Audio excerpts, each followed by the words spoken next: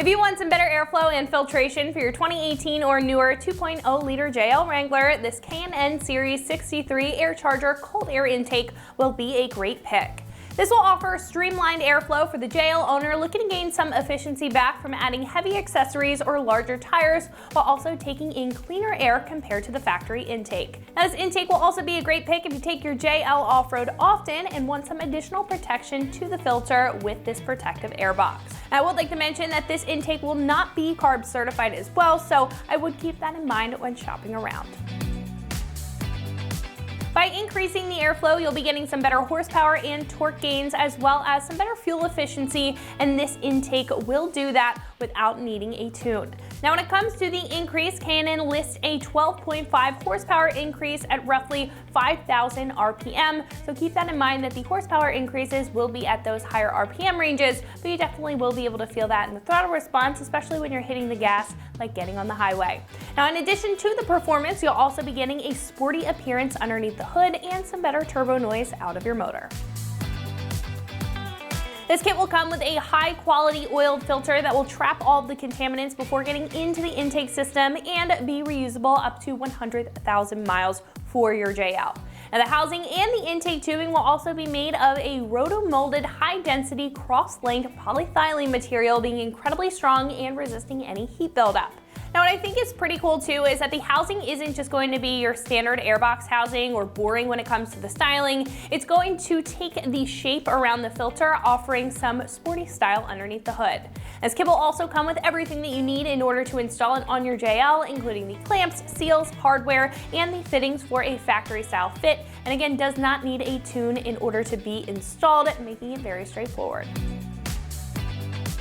Now, when it comes to the price, this will come in at about $450, which is right on par compared to other premium intake systems like this. Now, what I will say is that you're getting excellent quality with durable materials that you can count on while still getting some solid gains out of the system. Now, other options on the page may not come with all the bells and whistles that you see here, like the closed airbox design with the custom molding on top, an oiled filter, or a durable heat-resistant polyethylene build. Now, I think if you have the extra cash to spend, though, on a high-quality system that's going to get the most out of your intake, then this is going to be a great choice. Install will be pretty straightforward at a 1 out of 3 wrenches on the difficulty meter, taking you about an hour to get the job done with some pretty basic hand tools. At this point, we can head over to the shop and check out a detailed breakdown of the install and what that looks like step by step. So that's going to wrap it up for me. Let's go ahead and get into it. We're going to need a couple tools for this install. Those are going to be a 3/8 impact or a 3/8 ratchet, either's fine, a pair of heavy-duty snips, a 10mm socket, an 8mm socket, a T20 and a T30 socket, a 1/4 inch ratchet for that T20, a standard screwdriver, a trim removal tool, and a soft pry tool. Hey everyone, today we're going to be installing an intake on our Jeep Wrangler. Before we can get started, check out this video that explains how to uninstall the stock intake, and then meet me back here and we'll get started putting the new one on. So our first step is popping the hood, and then we can disconnect some line from our intake. So on the side of our airbox here, we're going to have 2 lines or 2 hoses. All we have to do is press on this gray tab and pull back. It may be a little bit difficult, especially if you have some mud in your engine bay, so just be mindful of that.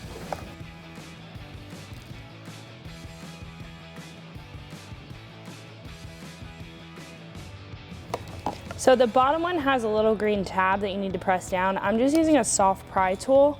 You press down on that. So this bottom one may be a little bit tricky. You just have to press down on it hard enough. I'm using a soft pry tool in order to do this, but you just press down and pull back just like the top one. You can just move this out of the way. I just tuck it on the power steering tank right here. And then what we can do next is disconnect our sensor. So our IAT sensor is right here. All we have to do is press down and pull back. We'll swap this over in just a minute, so we're going to keep this in the intake tube. And then what we can do at this point is just make sure that this wiring harness is out of the way. So I'm going to take a clip removal tool and just pop that little Christmas tree clip out of the side of the intake tube.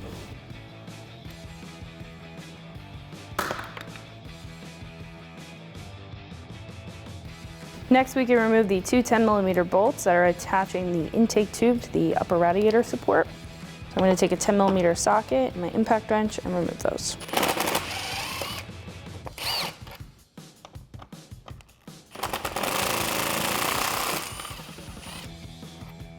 Next, we can pop an 8mm socket onto our impact wrench, or if you're using a ratchet, and then we can loosen up the two clamps, one that's connecting to the piping that's going to our turbo, and then one over at the airbox.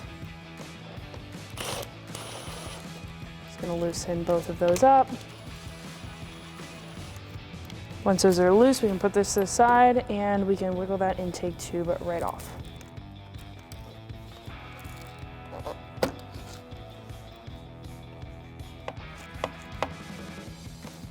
For this, if you need to use that soft pry tool just to get the tube off the airbox.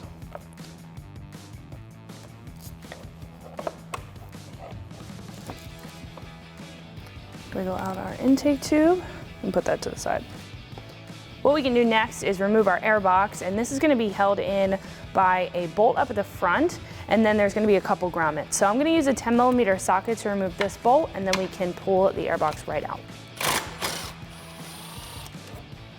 All we have to do at this point is just give our airbox a good lift.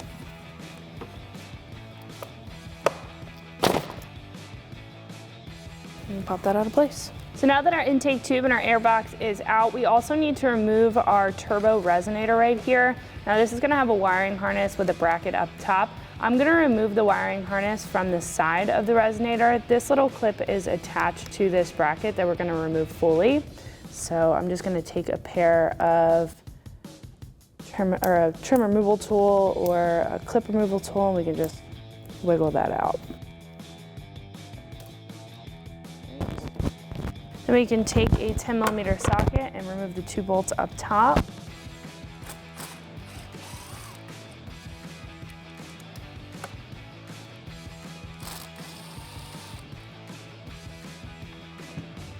The bracket should pop right off. So now in order to get this turbo resonator off of here, we do have to remove this barbed clamp. Now this is a no tamper clamp, so we're not going to be able to use a socket to remove it. We do have to cut it, and you just cut it with the at the ear here with a pair of heavy duty snips. So I'm just going to take my snips. We're going to go ahead and cut that off.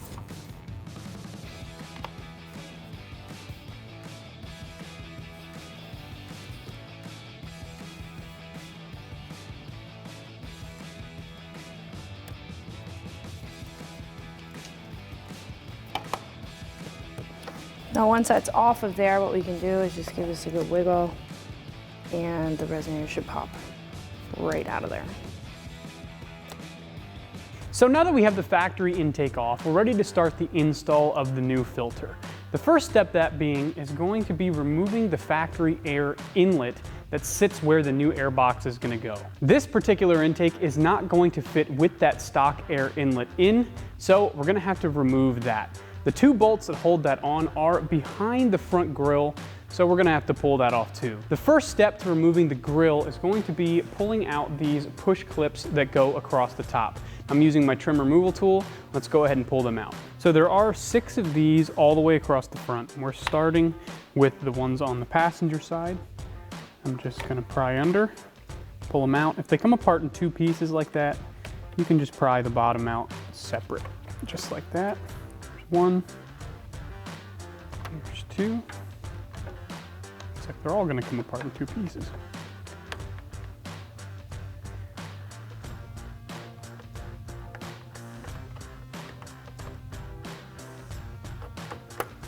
We've got number 4,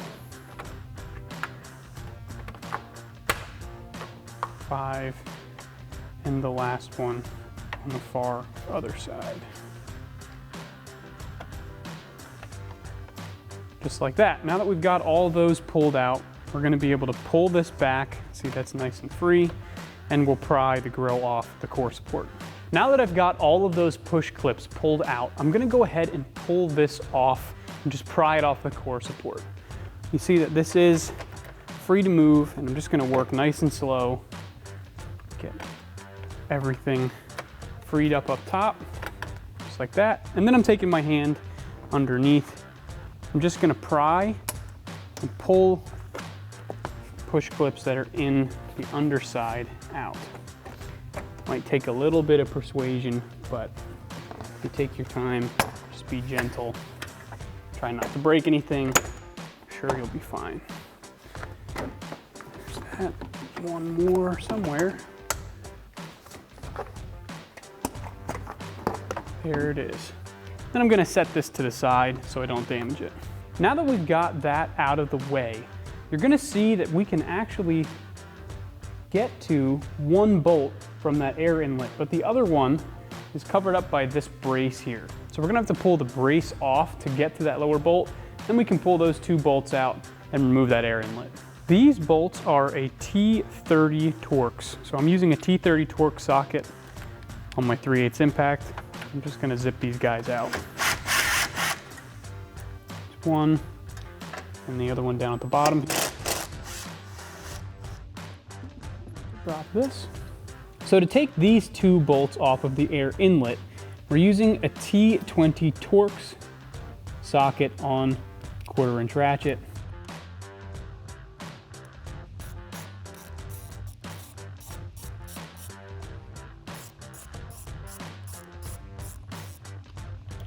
Now that that is unbolted, it's pressed into a grommet underneath. I'm just gonna pull it up. I should be able to work it out of there. Just like that. And we can put this guy to the side. Now that we've got that piece removed, we're good to reinstall the brace that goes across here and then put the front grille back on. So I'm gonna go ahead and do that. So at the bottom of the brace, there is a little hook. You're gonna make sure that goes on the bottom in that groove. Then I'm gonna get those two bolts we took out, started by hand first, and then the one at the bottom. Then I have that T30 Torx socket on my 3/8 impact. I'm just gonna snug them up. Now we're good to move on to the grill. So I've got my grill set in place here. I'm gonna line those bottom tabs up and then push this over the little latches on the lights like that. And now I'm gonna install my push clips back in. Now we're good to put those push clips back in. If they came apart in two pieces when you were pulling them out, you can just get the top part started in the bottom, push the bottom part through the hole first, and then push the head back down. And we're gonna do the same thing all the way across for the rest of them. Just like that. 4, 5, and 6th guy all the way over here. Now the top is secure. All we need to do is put some pressure on the bottom of the grill and pop everything into place.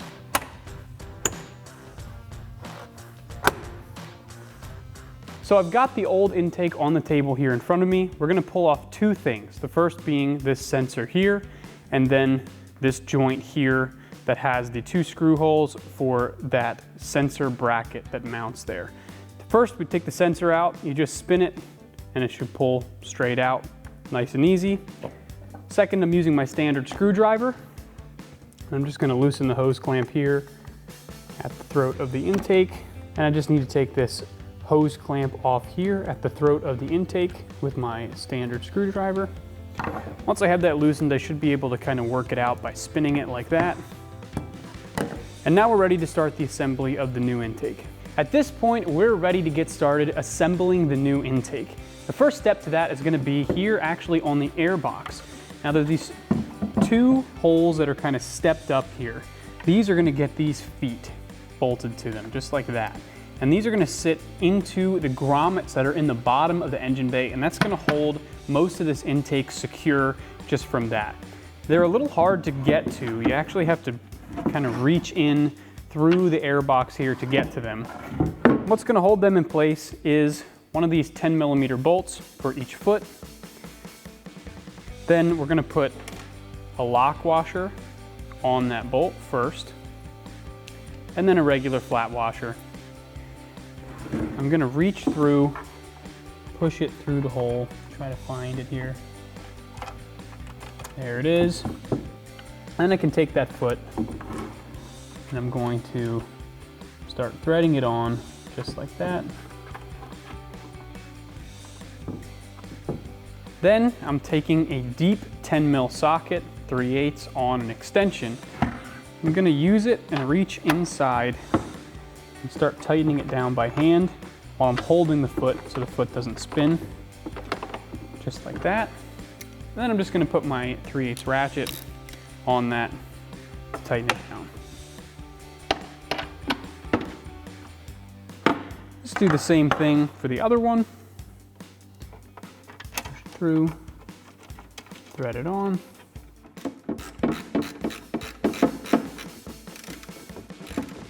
And there's that. Now that those are in place, our next step is going to be doing a couple things to the intake tube itself. First, that being, we're gonna press this little rubber grommet into the hole that's right at the throat of the intake so we can install our sensor that we pulled out. This is going to be a little bit of a tight squeeze, but I'm gonna get one lip started and kind of spin the grommet as I go, almost like I'm screwing it into place, just pushing the lip in like that. Totally okay to use your standard screwdriver, kind of help the process along to get everything seated like that. You can actually look inside and make sure the other edge of the grommet is pushed all the way through. I'm just making sure that gap that's in between the two sides of the grommet is fully seated in the wall of the hole. Like I said, it is going to be a tight squeeze, so it might take a little bit of elbow grease, but we're through. Just like that. Now this sensor should just push in there. This is going to be pretty tight as well, so I'm going to kind of spin it as it goes in with that same screwing motion, just getting it seated. Kind of wiggle it, and that's in place. Then we're good to take the boot that's included with the kit, and we're going to put that wider side on the throat of the intake here. Gotta be careful with it. It is a pretty tight squeeze and it's easy to get it off. We gotta get it seated all the way down. Once you've got that on, I'm taking the larger of the two smaller hose clamps, not the big hose clamp for the filter. I'm gonna loosen it as far as it can go so we can slip it over the joint. And I can slide it over. We can tighten that guy down.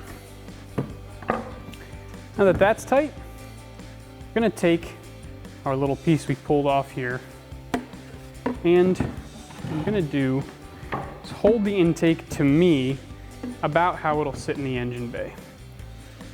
And they know that this will pop in this direction. But before we put that on, I'm gonna make sure you put the hose clamp on this first.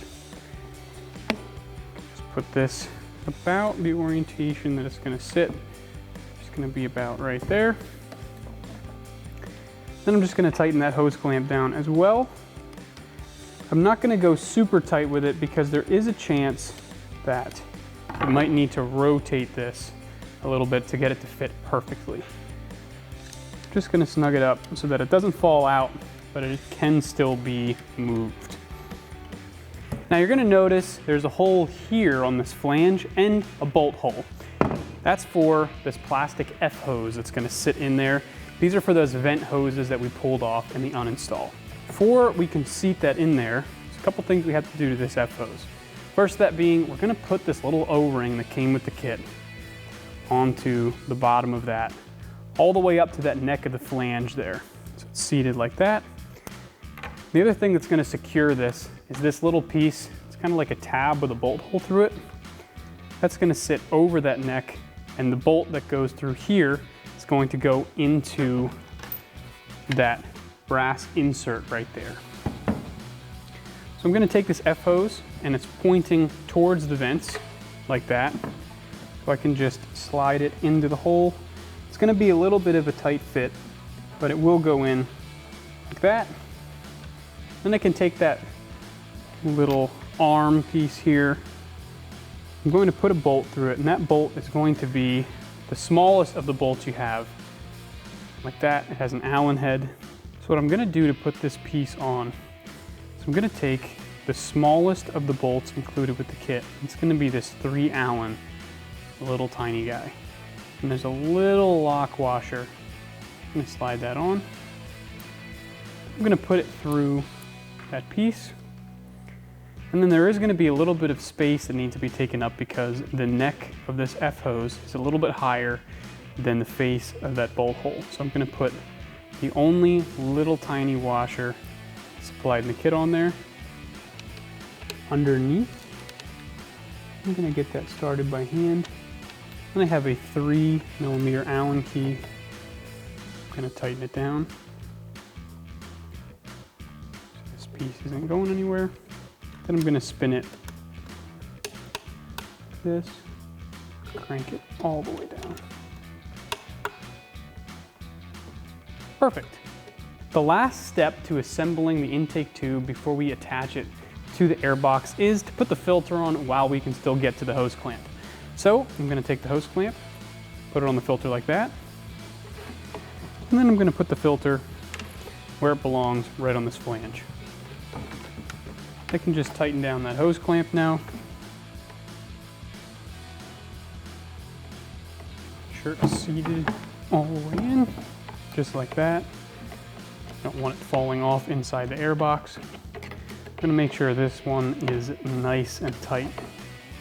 Now that that's secured, we're gonna attach the intake tube to the airbox. It's actually gonna go, hold it like that, slide it right into place. There. And then the hardware we're going to use to secure them, there are 3 4mm Allen bolts included with the kit. So I have one of those bolts, a lock washer, and a regular washer. For every bolt hole, there's 3 of them around the neck of this. So I'm putting the lock washer on the bolt first, then the regular washer. I'm going to put this position it needs to be. This might be a little tough to get the first one started because you have to hold it in place there. You can get that started by hand. I'm going to get all the bolts started by hand before tighten any of them down because we're going to make sure we can get all the bolts into their holes first. And then one more here at the bottom.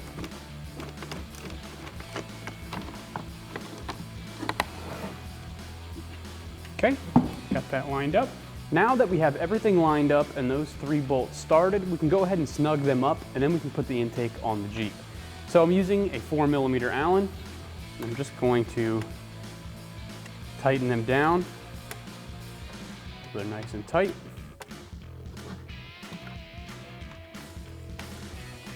I'm using the long end like that, spin it. Then once it gets all the way down, I can tighten it with the short end. Okay, now they're all tight, so I'm gonna go ahead and place it in its place in, I'm gonna say that again. Okay, so now that that's all finished up, we're good to go ahead and put it in the Jeep. Okay, so we've got it setting here. We're good to go ahead and drop it into its spot. You wanna make sure you're lining up these feet here into the grommets that are in the bottom of the battery bracket. So as you start to drop the airbox into its place here, we're gonna make sure we line these feet that we attached up with the grommets that are down here on this bracket. So as we drop it down, just want those teeth, those feet there to slip in. You have to use a little bit of force to pop them through, just like that. And you'll notice that this bolt hole here is lined up with the flange there. And then we can take the bolt we pulled out of that. Now that we have that bolt hole lined up, I'm gonna take one of those 10mm bolts, sink it down in there. Then I have my 10mm socket on my 3/8 impact. We're gonna tighten it down. Okay, now since we left this hose clamp here loose, this can still rotate freely in that intake boot. So we're gonna slide it in and you'll notice there's a little tooth here. You're gonna line it up with the edge. This, sink that in there. And then I'm using a standard screwdriver and I'm gonna tighten down the first hose clamp on the turbo inlet, just like that, nice and tight. And then Gonna do the same thing with the one on the end of the intake boot. Now we're good to take the sensor bracket here that we removed and put it back in right here with those two 10mm bolts that were pulled out during the uninstall.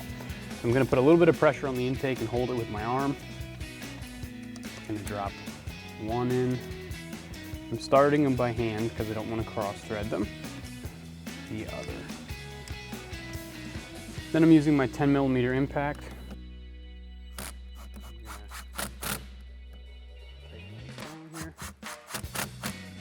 There it is. And then the last step we have over here is we're going to plug that sensor back in harness. So over here up in the front by the radiator, plug that back in. Then the last thing we need to do here is connect these two hoses back onto the intake. So I'm just going to get them both where they need to go before I put them on, so I have enough leeway here to get them both in. And I just push, simple as that. They clip in, and that's install complete. That was the K&N Series 63 Air Charger cold air intake for the 18 and newer 2-liter Jeep Wrangler JL. For all things Jeep, remember to keep it right here at extremeterrain.com.